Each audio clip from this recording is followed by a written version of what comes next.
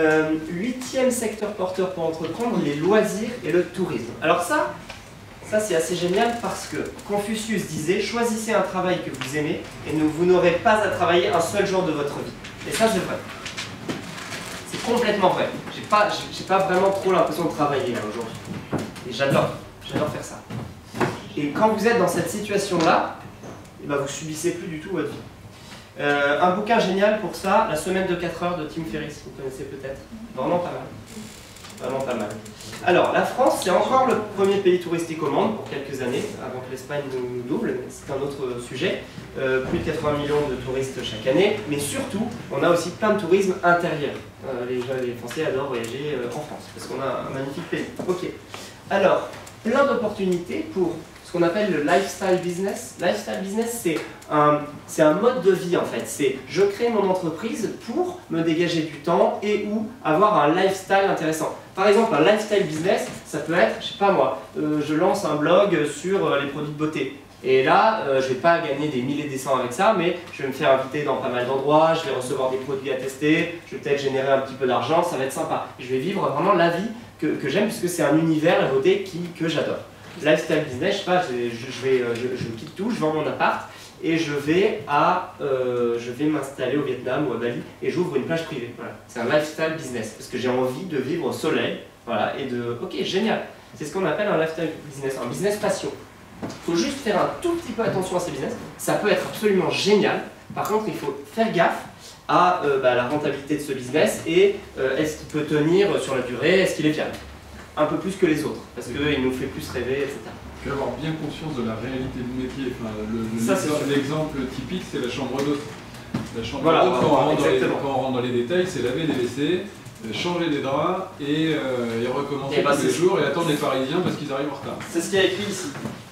Exactement ça. Donc Mathieu, on ne s'était même pas consulté. Super. Ça demande quoi? Des compétences larges, par exemple, d'ouvrir une maison d'hôte. C'est quoi? La déco, l'accueil, le web, le sens du service, etc. etc. Mais j'ai pas dit que c'était pas bien. Ça peut être génial. C'est allier la qualité de vie et l'activité professionnelle.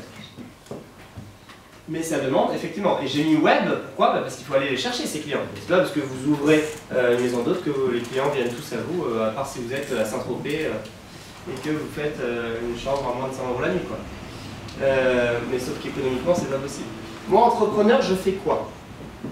Alors, par exemple, je peux ouvrir une chambre et ou une table d'hôte. Alors, un truc, donc ça peut être un business génial. Le seul truc qu'il faut savoir, et dont on parlait d'ailleurs il y a quelques jours avec Mathieu, vous pouvez très bien faire ça. Il y a une condition pour avoir fait ça, pour pouvoir faire ça, c'est ne pas avoir de dette sur sa maison. C'est-à-dire, si vous pensez pouvoir acheter une maison à crédit et faire une activité de maison d'hôte dans cette maison à crédit, impossible. Oubliez tout de suite. Par contre, si vous avez déjà cette maison, si vous avez fini les remboursements, fini de la payer, ou si vous avez un appart ici, vous le vendez, vous achetez une maison ailleurs et vous n'avez plus de traite à rembourser, là c'est possible. Là le business peut être rentable. Vous pouvez en dégager un revenu. Donc votre activité elle va juste permettre de rembourser le crédit. C'est ça, si vous avez un crédit dessus, voilà, vous n'allez pas pouvoir vous dégager de revenus, ça va simplement rembourser le crédit.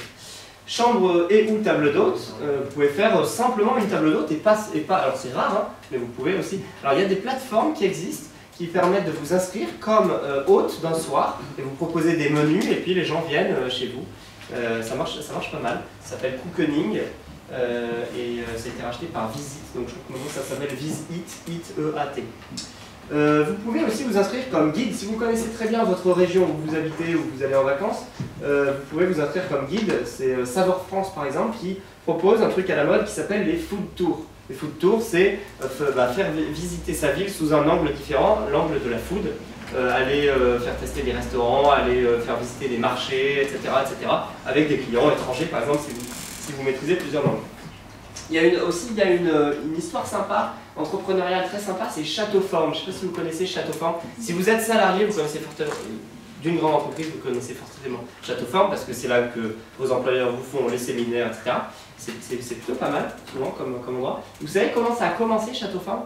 C'est une histoire géniane. C'est un mec qui était cadre dans les années, je ne sais plus combien, 80-90, à Paris. Et puis il avait une maison secondaire dans l'Oise ou vers Giverny, enfin oui, à peu près, vers le, comment ça s'appelle?